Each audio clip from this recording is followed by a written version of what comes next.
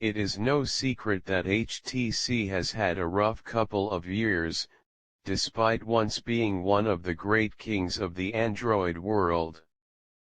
While the HTC One M7 and One M8 were both positive steps in the right direction for HTC, the HTC One M9 was arguably a pretty big stumbling point for the company, with many criticizing its design, camera, and more.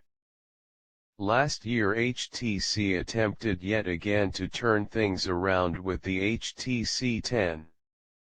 It's true that the phone was better received than its predecessor, but unfortunately it largely failed to make the mark that the company was hoping for.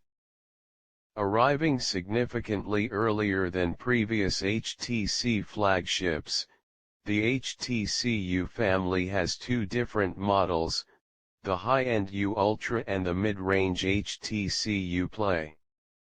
In this post we'll be focusing on the former.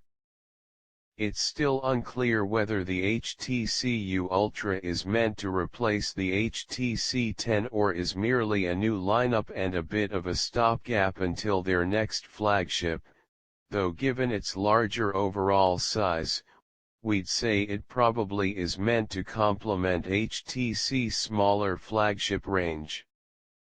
That's all unconfirmed at the moment though. So what does the HTC U Ultra bring to table? Let's dive in and find out. While it would have been nice to see the HTC U Ultra launch with the brand new Snapdragon 835, the phone still rocks pretty solid specs including a Qualcomm Snapdragon 821, 4GB RAM, and either 64 or 128GB storage, as well as microSD expansion up to 2TB. However, one of the biggest spec standouts is the display. The HTC U Ultra's screen is significantly larger than the HTC 10's 5.2-inch display at 5.7 inches with a resolution of QHD.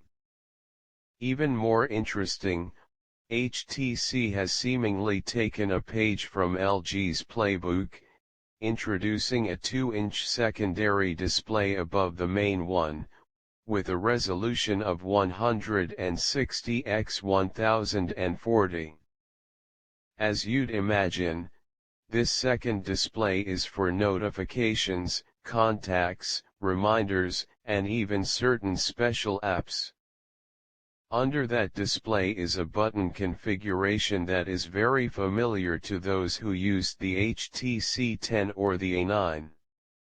With the HTC U Ultra you once again get a home button that doubles as a fingerprint scanner, which HTC promises is as fast and efficient as ever. And on top you'll find a front-facing 16MP camera that also can be easily switched to ultra-pixel mode, giving you unparalleled light sensitivity or a high resolution, depending on your situation. Moving around back, you'll find a 12MP ultra-pixel 2 camera sensor with laser autofocus, phase detection autofocus, optical image stabilization, OIS, a 1.55 pixel size, and an f/1.8 aperture.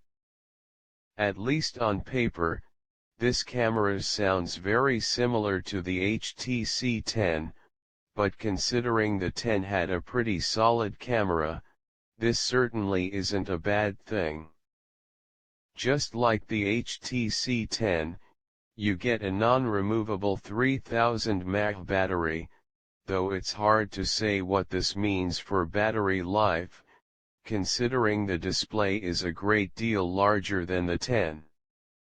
Of course you still get Qualcomm's Quick Charge 3.0 so you can charge your phone back up in a hurry, even if you do end up running it down.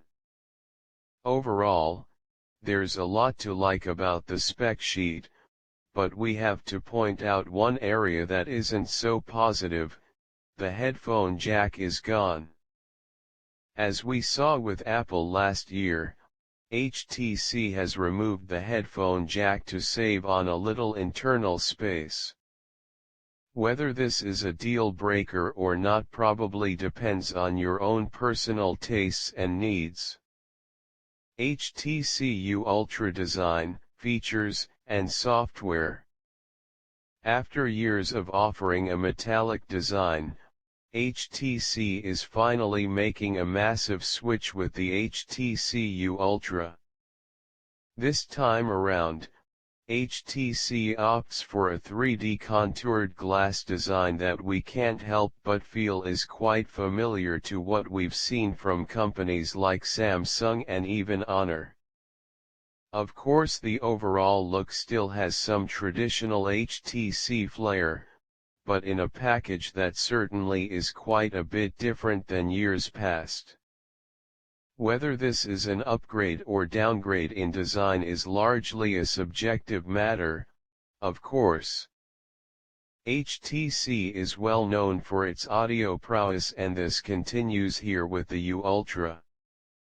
The iconic boom sound hi-fi speakers are present here, with hot tweeter above and a woofer below, as well as 4 omnidirectional mics that capture positional sound.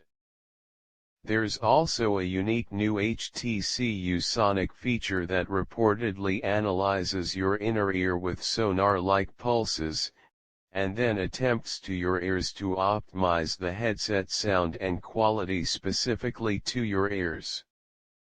Like HTC says in its official press release, whether you're in a library or at a party, you can adapt your headset to suit noise levels around you.